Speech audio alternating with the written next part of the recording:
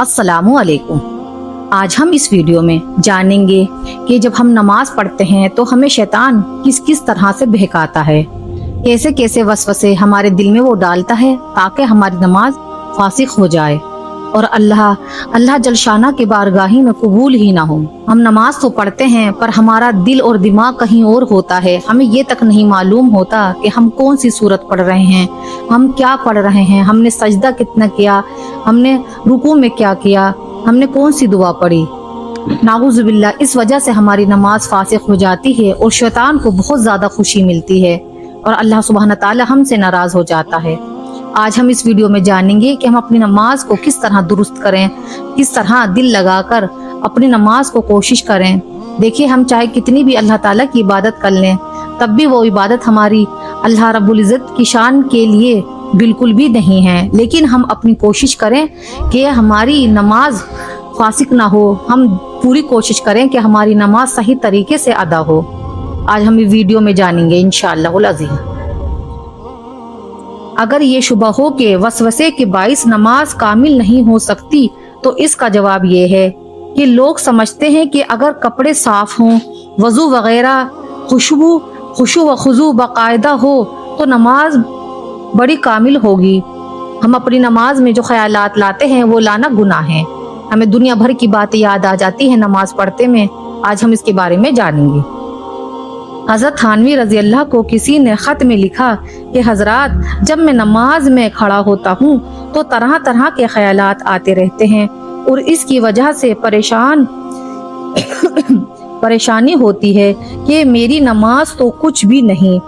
हजरत ने इसका जवाब में खत लिखा, ख्यालात का आना गुनाह नहीं, ख्यालात का लाना गुनाह है। यानी अगर अपना आप से ख्यालात आ जाएं तो गुनाह नहीं है, लेकिन अगर हम सोचने लगे उस बारे में, किसी और के बारे में, तो वो लाना गुनाह है। यानी अगर वो ख्यालात खुद ब खुद आ रहे हैं तो ये गुनाह नहीं है। हाँ, जानबूझकर दिल में ख्यालात ला रहे हैं तो गुनाह है। जैसा भी मैंने आपको बताया कि अगर वो खुद ब खुद ख्यालात आ रहे हैं तो वो गुनाह नहीं है, लेकिन अगर हमारा दिल और दिमाग सोच रहा है तो ये गुनाह है। दिल न लगने के बावजूद नमाज पढ़ना, बल्कि अगर नमाज में मज़ा नहीं आया और नमाज पढ़ने में मशक्क़त महसूस हुई लेकिन इसके बावजूद तुमने नमाज पढ़ी तो इस पर तुम्हारे लिए ज़्यादा सवाब लिखा जाएगा।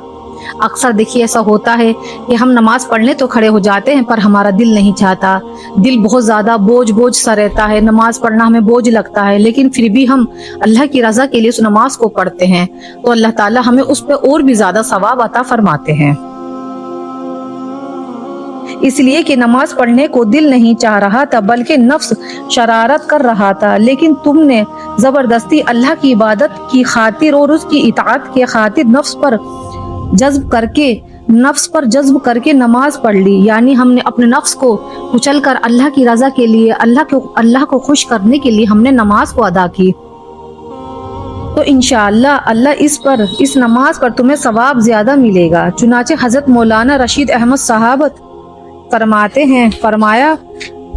फरमाया करते थे कि जिस शख्स को सारी उम्र कभी नमाज में मजा न आए लेकिन फिर भी नमाज पढ़ता रहे तो नमाज को छोड़े नहीं।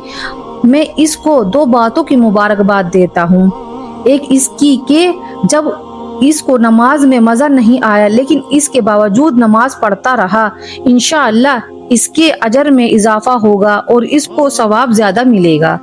दूसरा इस पर कि अगर इसको नमाज में मजा आता तो ये शुबा होता कि शायद नफ्स की मजे की खातिर नमाज पढ़ रहा है, लेकिन जब नमाज में मजा आया ही नहीं तो अब ये शुबा खत्म हो गया। लिहाजा मालूम हुआ कि नमाज सिर्फ अल्लाह के लिए पढ़ रहा है, क्योंकि इसमें इखलास ज्यादा होगा। इसकी वजह से अजर सवाब भी इजाफा हो जाएगा। इसलिए इस फिक्र में मत पड़ो कि मजा आया या नहीं, लुफ्त आया या नहीं। यानी हम ये ना सोचे कि हम नमाज तो पढ़ रहे हैं पर हमें नमाज पढ़ते में हमारे अंदर मजा नहीं है, खुश और खुजू नहीं है। नहीं, हमें ये नहीं सोचना। हमें सिर्फ ये सोचना है कि हमें अल्लाह ताला के लिए नमाज पढ़नी है, चाहे हमारा दिल चाहे या ना चाहे। नमाज में वसवसा आना बुरा नहीं, लाना बुरा है। नमाज में वसवसा का आना बुरा नहीं, लाना बुरा है। یعنی نماز میں وسوسے کا آ جانا غیر اختیاری امر ہے، یعنی وہ ہمارے اختیار میں نہیں ہے اگر وہ خود بخود وسوسہ ہمارے دل میں آ جائے۔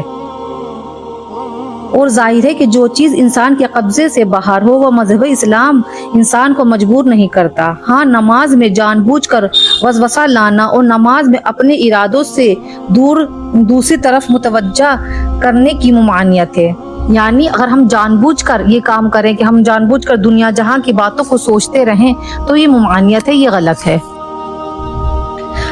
اور اب ہے علاج وسوسہ، یعنی ہم جب ہمارے اندر نماز پڑھتے وقت وسوسہ آئے، اب ہم جانیں گے ہم اس کا علاج کیسے کر سکتے ہیں۔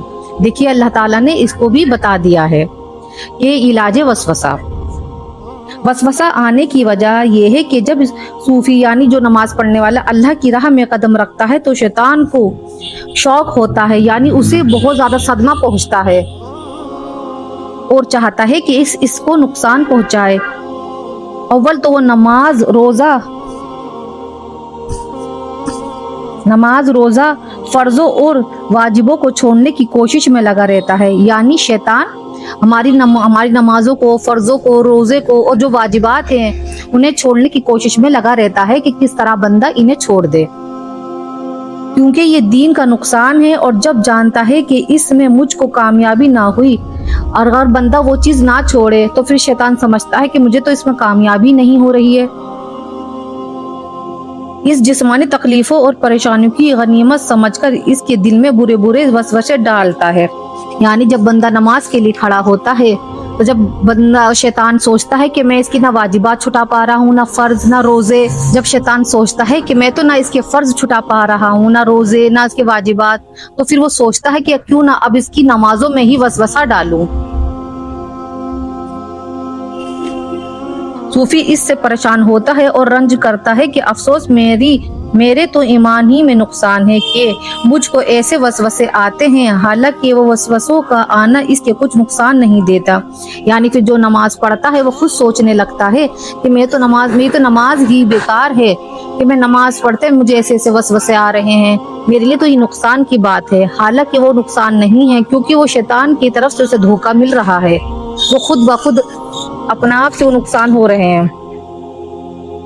ہاں، پریشان سبب ضروری ہے، اور وہ بھی اس کے کہ صوفی غلطی سے یوں سمجھتا ہے کہ یہ وسوسہ میرے دل میں پیدا نہیں ہوئے بلکہ شیطان باہر سے دل میں پھونک ڈالتا ہے، تو دل تو صرف وسوسے کے گزرنے کی جگہ ہے، پیدا ہونے کی جگہ نہیں۔ آج ہم نے اس ویڈیو میں جانا کہ کس طرح ہمیں اپنا اس کا علاج کرنا ہے۔ ابھی کل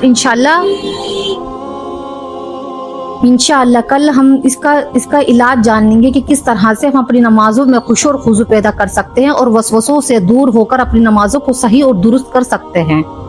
اگر آپ کو میری ویڈیو اچھی لگی ہے تو ضرور پلیز لائک کیجیے، شیئر کیجیے اور سبسکرائب بھی کیجیے۔